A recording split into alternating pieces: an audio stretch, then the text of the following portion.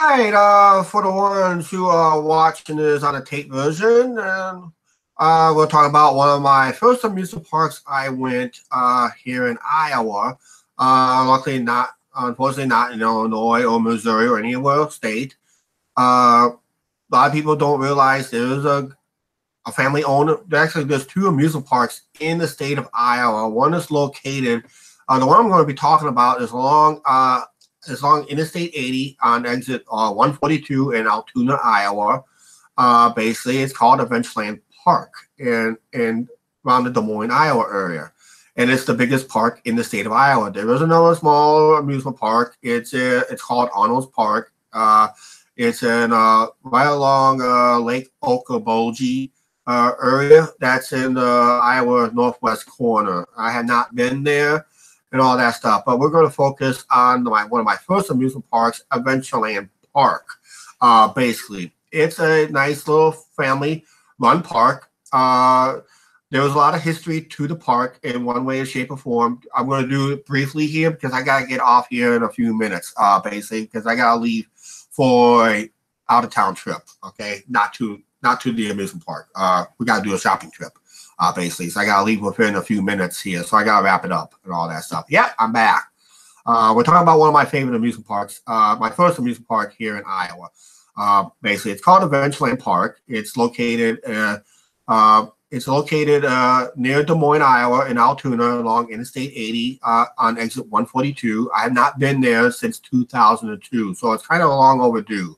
My first visit there was back in 1977, I believe, and this is when they only had two roller coasters and a few flat rides and all that stuff. And the roller coasters were what they call carnival style or big fair style roller coasters. Basically, that's what they had. Then eventually I put in their wood coaster. It's called a tornado coaster. And unfortunately, it was destroyed. Part of it was destroyed by a tornado. So that's how they got the name. But that was folklore. Okay, the history of the park basically itself is this. It's built on an old.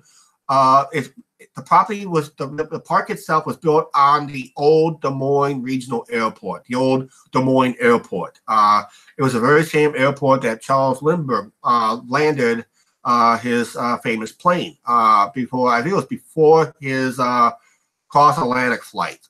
Basically, I'm not for sure of that information on that. The history of the front gate of the park is somewhat similar to Disney's. Disney is much bigger and much prettier. Adventureland's main gate is something similar to Walt Disney World or Disneyland, but mostly Walt Disney World, but at a smaller scale, basically. So it's a small scale version. Train station at the main gate is smaller, and all that stuff. And used to have a trolley train ride that used to run all the way around the park. Now they got what they call a little miniature train loaded up and it goes through around the tunnel, around the other way, then backs around the east side of the park or around this lake that they had. It used to be like a little lake that goes to Circle Lake and all that stuff. I'm not going to go into details what the park used to have and all that stuff. I'm probably find old videos on it anyway. But it comes back up and around anyway. But there's a carousel in the plaza area, and it's just both gates come in one side, and people funnel off one way and down the main street the other way and all that stuff. Right now, let's talk but basically I've been going there every year from 1977 to almost 2002 and all that stuff. So I was guaranteed once a year there, and I have seen the changes in that. But since I have not been there in the last 16 years, there's a lot more changes that took place in the park. Basically, some popular rides were one ride was called the Scrambler. It's been moved so many times.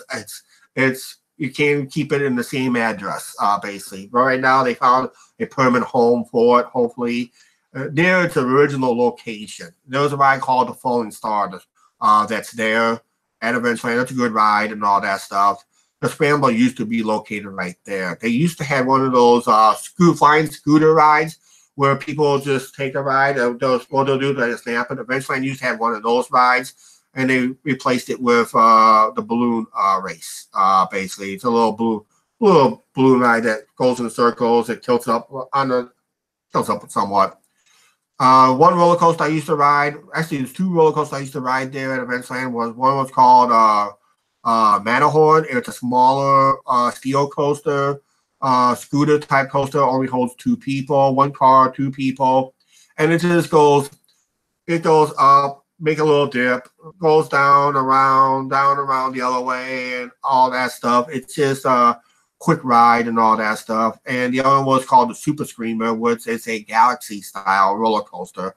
That got relocated to some place in California. I don't know if it's still running to this day or not, basically. So we don't know on that situation here and all that stuff. So, and yeah, so let me take a little sip here. Sorry about that. Hot coffee. I always slurp on the hot coffee, so, and all that stuff. Okay, basically, it's a family-owned park, and they've been doing a lot of expansions in the last few years.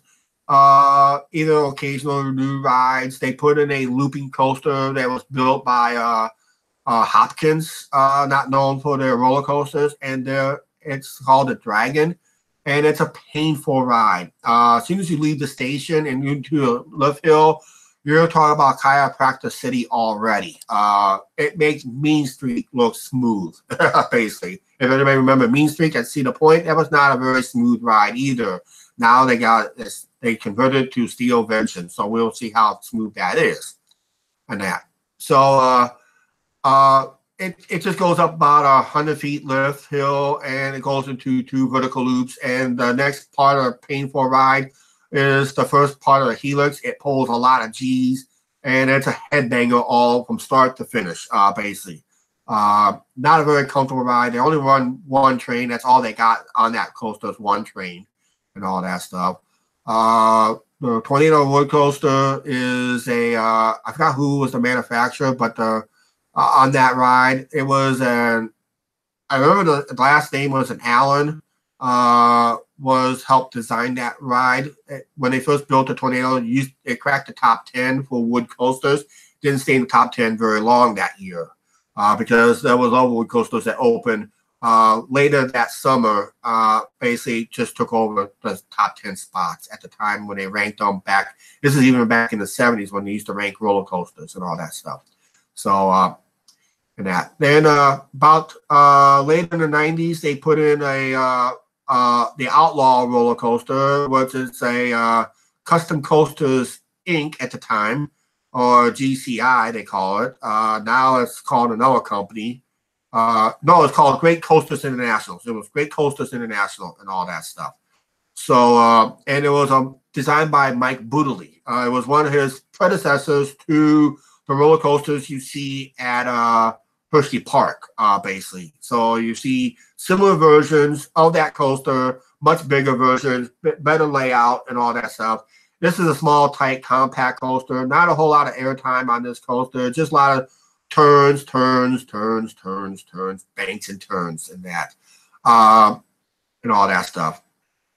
And they had a couple popular rides that people was upset they took out. They took out a Silly Silo ride a few years ago to put in a Mondial Windseeker rides you see at Cedar Point. Eventually, I got their version, smaller capacity, not as tall.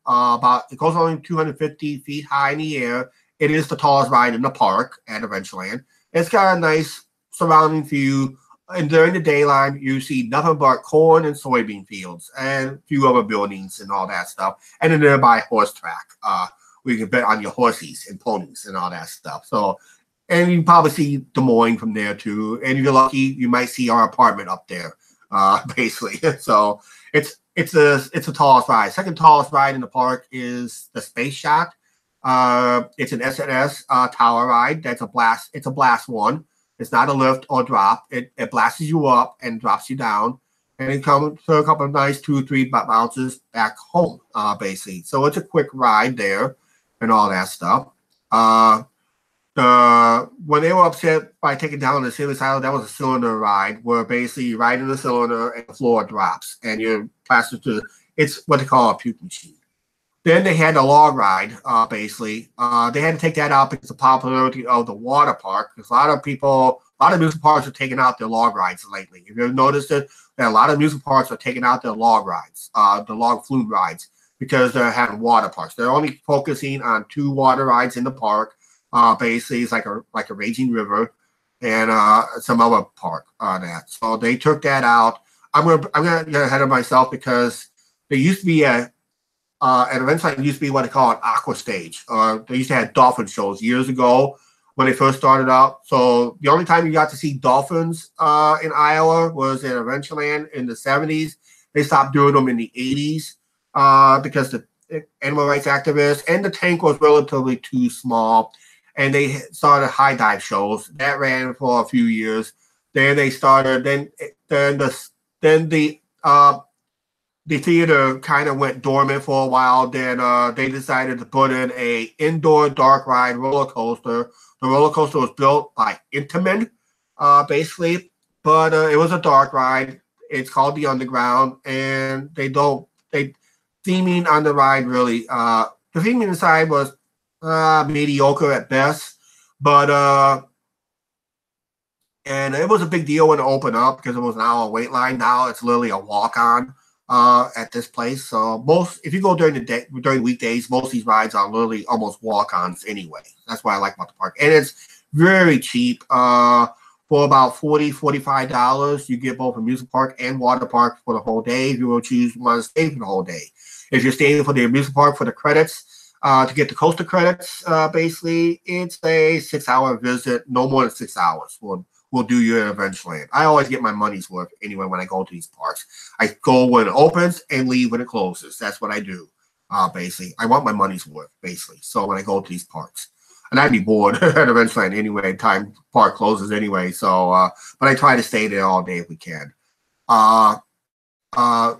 They do some changes along the way and all that stuff. They have an awesome one shows where a stage will literally come up from the ground. Used to be called Soda and Sounds, but now it's called something else.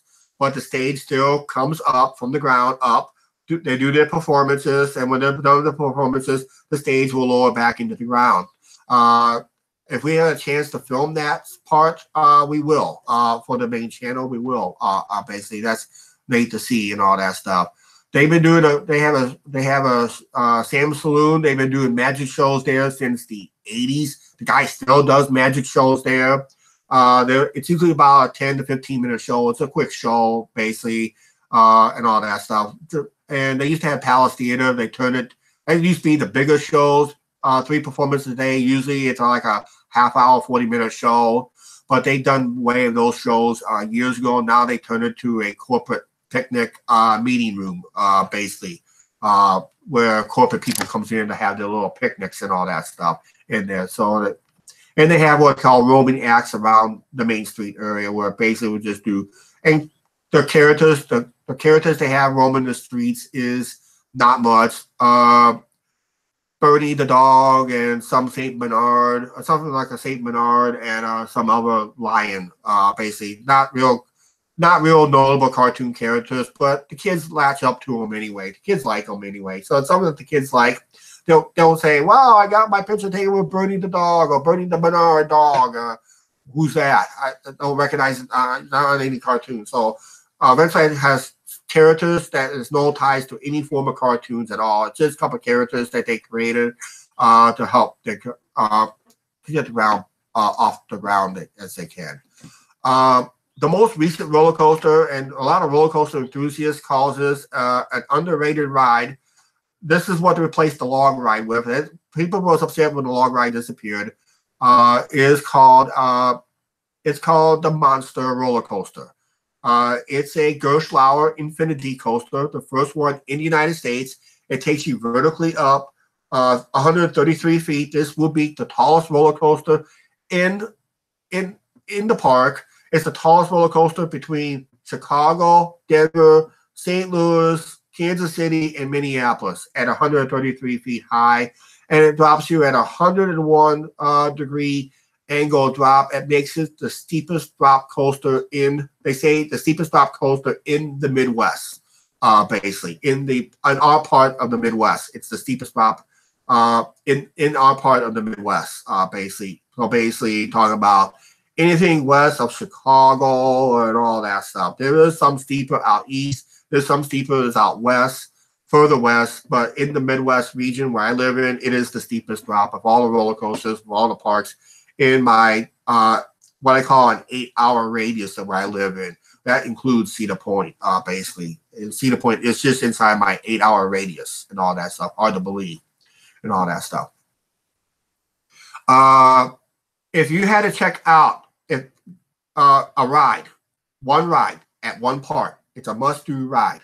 That's going to involve the Monster roller coaster. It's the chairlift ride. When they put in the Monster roller coaster, they had to incorporate the chairlift ride. It's a chairlift ride they got from the Seattle World Fair. Basically, they put a bid on it and they got it. They put it in the park. It's been running since. It still runs good. Few parks has these chair rides left. Most of them have taken down because of the liabilities and safety issues. But if you had to take a chairlift ride, do it at Adventureland Park because it takes you through the roller coaster of the Monster roller coaster. Actually, you go through, I think, one of their inversions, one or two of the inversions they can go to. So the chairlift ride goes, the roller coaster of Monster goes up and over the chairlift ride 8 times, basically. So it makes it a real freaky ride, especially when you got a roller coaster train going up and over your head. And the problem is with the roller coaster trains on the Monster, they're low capacity ride, only holds 8 people. So it's lower capacity, basically. And it's one or two rides they had to park that has a wind restriction, basically, and all that stuff. It's a 32-mile-per-hour wind gust that will shut the Monster ride down. Anything above 30 miles per hour for the Storm Chaser, that is the Mondial Wind Seeker type ride at even at a smaller capacity. It's got a wind restriction of 30 miles per hour plus on that ride too. So they got 2 rides that has high wind restrictions, basically because of the low ride capacity on the ride, and every maneuver is a near stall maneuver. Basically, you do a near stall, so it's awesome and all that stuff. And I can't wait to try it out and all that stuff. Yeah, so yeah, it's a family-run park. Disney had actually, it was not Walt Disney. It was his brother had little input on the park, on the main entrance area, the plaza area. Don't go in this park. It's a family-owned park. Don't expect it to be the biggest. It's not biggest on theming. It's what it is. It's an amusement park. You go in there for the rides and that. If you're a roller coaster enthusiast, you go in there, get your credits and all that stuff. There's 5 roller coasters there. One is an indoor underground roller coaster. Basically, it's a very mild roller coaster, but it is a coaster credit nonetheless. And they have 4 of the big ones, basically. I'll tell you the history on 3 of them. The Tornado is an okay ride. It can get a little rough coming back. The Outlaw can get rough at parts of the ride, basically. I think it's like the middle part of the ride when they're intertwined with it. It gets a little rough there. And the Hopkins roller coaster they have there, the one of the few Hopkins coasters in the country left running, it's the Dragon. It's a painful ride coming out of the station, going into the lift hill. I think the vertical loops are okay, acceptable in a way. It's kind of shaky at times. But then the first half of the Helix, and it's basically a headbanger from start to finish too, basically. But you get a nice view on the lift hill too, so, and all that stuff. So, and a must place to eat at that park, the Iowa Cafe. It's known for its fried chicken. A lot of season ticket holders will buy season tickets just to go in to have their fried chicken. So you cannot miss their fried chicken. And it's one of the few parks in the United States you actually play bingo. You don't play bingo for money. You play bingo. You get tickets. Every time you bingo, you get a ticket. And before the bingo hall closes at the end of the night, or before the season ends, you exchange those tickets for prizes. And sometimes they're nice prizes there too. So and all that stuff. Food prices are somewhat reasonable for an amusement park. You ain't gonna find a dining plan there because the prices are reasonable. I would say if you budget yourself at least $35 for meals, I think you did good. You did very, very good. If you spend less than $35 on two main meals and a snack, you did very well, basically, and all that stuff. Do they offer sodas and all that stuff? You refill sodas? I don't know on that information. They do have souvenir cups. I think they have a free refill policy on your first one you buy. I don't know. I have to look it up. Like I said, I have not been here in many years, and it's one of the places. It's on our bucket list this year for Angie and I, basically to go and all that stuff. So it is a small amusement park in Iowa. It's along Interstate 80. It's in Altoona, exit 142. It's called Adventureland Park. It's a family-owned park, and it's a nice little quaint park. You can find discount coupons. They'll be coming out in another month or so, basically with discount tickets, and some local financiers or advertising discount tickets at their local banks and stores. So always look in for discount tickets. You can find discount tickets, take advantage of discount tickets. They do have a nice campground and hotel and inn. So it makes like a complete resort. So if you want to stay a couple of days and check out other sites around the area, you can stay at their they can stay at the Adventureland Inn. I heard they really upgraded a few times since over the years, and they got a nice little campground there too, basically. So it's Iowa's only complete resort when it comes to amusement parks. But as it compares to our larger parks, no, you're not gonna get there and find you're gonna find some intimate rides there. You're gonna find some other custom coasters. You're gonna find a custom coaster there too, and they're okay coasters for first credits and all that stuff. Not bad. It's something I would recommend. It's not a park you want to spend all day at. It's one of those parks that, what was it? Another channel called it. It's a park that if it's en route, stop in. If it's en route, stop in. So if you're going from Great America to, let's say, to Worlds of Fun, or on your way to or another amusement park on your way out towards Denver, it's a small park you want to stop by. If it's en route, yeah, it's worth stopping in. Is it a park you want to go out of your way, go to? It's based on your decision, basically. It's not a park you really want to fly into, but it is a nice family park. There's not a whole lot of family parks out there. If you guys know of a family park in your area, list that park down in the comments down below when this video goes live, or you can put it on the side chat right now of any family-owned amusement parks in your area. I know there's a lot of good ones out there, and there's some ones that's completely awesome for a family-owned park.